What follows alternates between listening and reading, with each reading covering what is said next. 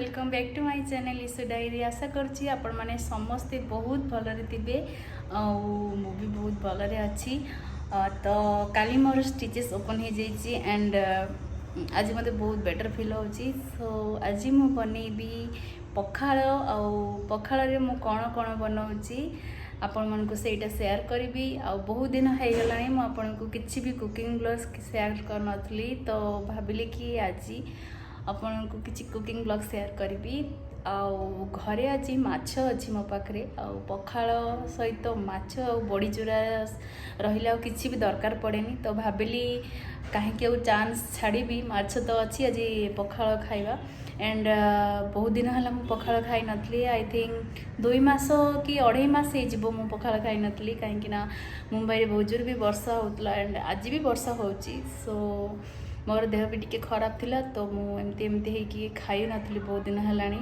तो एमती नुहे कि पूरा छाड़ी मु रही जाइए पखाड़ कहीं जन्मरू मुझे पखाड़ भात मुढ़ी ये सब खाई आसी तो आदू भी छाड़ी से सब जिनस मु रही पारे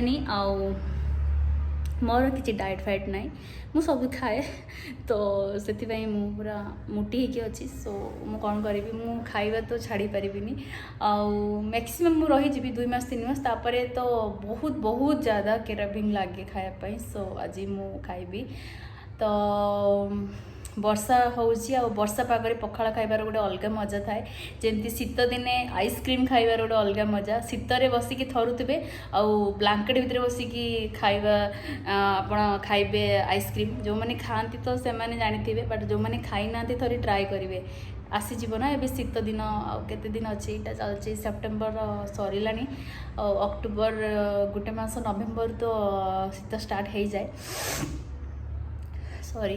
सो मु जाइली 2020 फेब्रुआरी रे मनाली तो कोरोना जस्ट आम आसिलु गोटे मस पर लॉकडाउन स्टार्ट हो गला। सो सेठी जाइकी भी मु आइसक्रीम खाई मतलब रूम हीटर आगे बसिकी सो सी गोटे अलग प्रकार मजा रूम हीटर पाखे बसिकी हाथ भी थरुव गोड़े पूरा सॉक्स फक्स लगे देकी आप आइसक्रीम खाइबे तो सेठी मु आइसक्रीम खाई आइसक्रीम खाई सारा सांगे सांग मु थंडा मेडिसिन नहीं नी ना मुझे किसी बुली भी पार ना से मोर देह खराब हो जाता आम पलि आसता तो सी गोटे अलग मोमेंट अलग मेमोरी था। बट से तो मु यूट्यूब वीडियो स्टार्ट कर नी जदि स्टार्ट करी आई थिंक एवं भावे कि जदि से स्टार्ट करते आपन को भी शेयर करते से सब मोमेंट देखा जाऊ जदि आउ केबे चांस मिलला जीवापाई तो आपण मन को मु निश्चय शेयर करी। बाय द वे बहुत भल जगह मनाली तो चलतु स्टार्ट करवा आज वीडियोटी स्टार्ट करने पूर्व जदि आप मो चैनल नुआ तो प्लीज़ मो चैनल को सब्सक्राइब करूँ मो वीडियो को लाइक करूँ शेयर करूँ और प्लीज़ मो वीडियो को एंड पर्यंत देखूँ आदौ भी मझे स्किप करूँनी।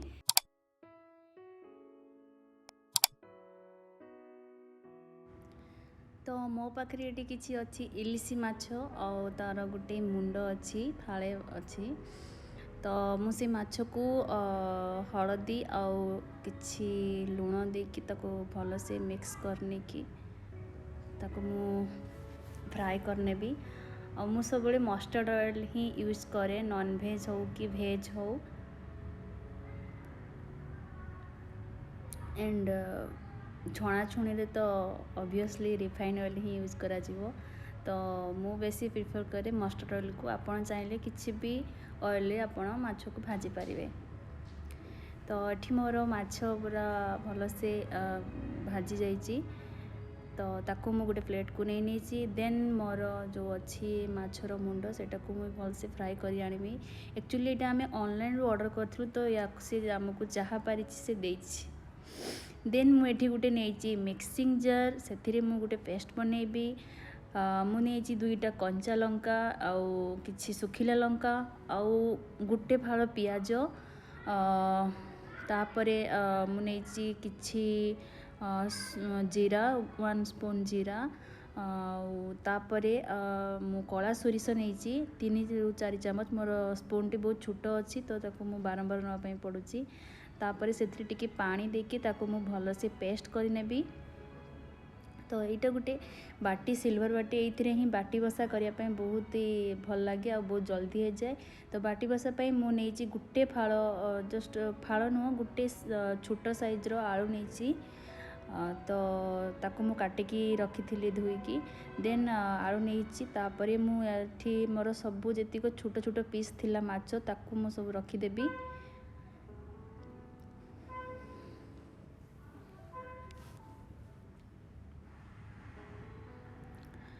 तापर एथिरे मु सबू मोर मसला ऐड करी हलदी सुखिला लंका गुंड लुण तापर जो मु फाइन पेस्ट बनी से पेस्ट मु नहीं नेबी।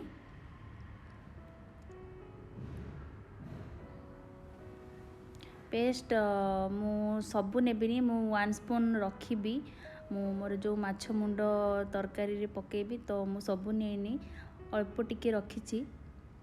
तापरे मु टिके मस्टर्ड ऑयल दे देची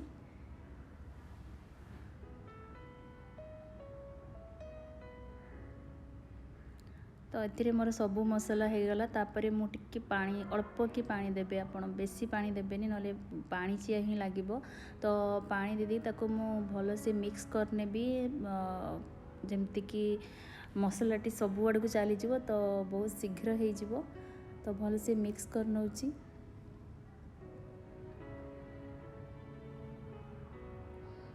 तापरे आपण आपको छोट जो गैस चूल्हा थाए ना से छोट गैस रे ही बसेबे ये आउ सिम करदेवी। तो याकू 10 ରୁ 12 मिनट लागिबो हे जिवा पई। देन एठी मु कड़ाई किछि तेल नेइची आउ तापरे मु नेइची किछि पंच फुटण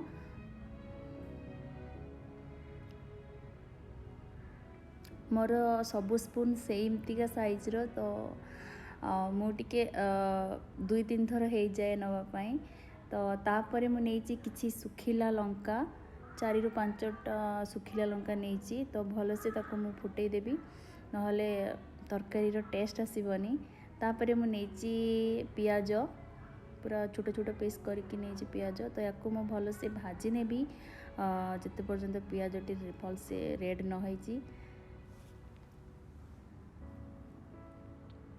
देन मोर एठी जो माछ मुंड थिला आ से मु गुटे पीस माछ भी देती कहीं मुंडटी बहुत छोट अच्छी हम ना तो से मु गुटे पीस माछ भी दे देची ताको भल से भांगी देकी मिक्स करने भी आ भल से टिके भाजी देवी से।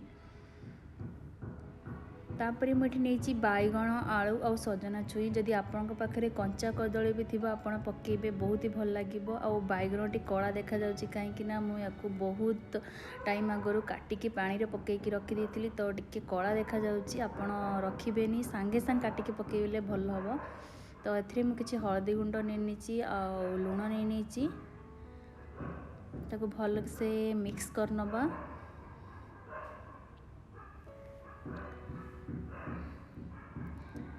मिक्स कर सारापर मु अल्प के पानी दे देची आपण बेसी पानी देवेनी कहीं से बहुत ही पानी बाहर आ गोटे प्लेट मुझे ऊपर रखीदेची। और एपटे देखा मोर माछ कौन है देखो माछ पूरा बहुत बढ़िया से फुटी आसलानी तो पानी बहुत अच्छी आलू सीझी जाइए बट पानी बहुत अच्छी पानी सुखिबा पर्यंत आपन को सेमती सिम रे रखिया पड़ो। एबे देखंतु पानी पूरा सुखी गलानी बस आउ गुटे मिनिट रखी तापर मु बंद करदेवी। पानी सुखी गले ही टेस्ट लगिवो नले पानी जदि आपण रखीदेवे ताले आदौ भी टेस्ट लगिवनी बाटी बसारे। तो ये पूरा सुखी जाइए आउ या रखी नले से पूरा पुड़ी भी जीव आ तले लगी आते भल लगे टेस्ट आसबनी। तो ये मोर बाटी बसा रेडी हो जाइए ताको मु गैस बंद करदेली। देन एठी देखंतु केमती पानी मुझे देती आ पानी बाहर बैगण रू से परिबारू। तो मुझे जो पेस्ट रखी थी ना तो से पेस्ट मु दे दीची ताको भल से मिक्स कर दूची। आपण भल के मिक्स करेंगे नले मसलाटी सब आड़ को जीवनी आ या पर आपण बिना प्लेट न ढाकुड़ी सेमती ही सिम रे पकेबे।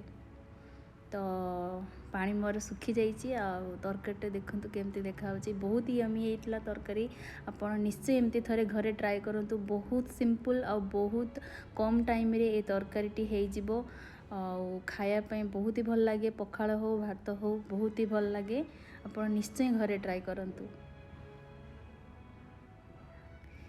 तो ये रहा मोर आज पखाल पसरा मु बड़ी चूरा करी आपन को देखी पारे मो बड़ी को खाई पारुनी एते हार्ड होची तो ताकू मु मिक्स जार रे टिक्की ग्राइंडिंग कर देइतिली आ ये रहा मोर पखाल। तो आज वीडियोटी मु एठी एंड करची जल्दी आसीबे आ गुटे ब्लॉग।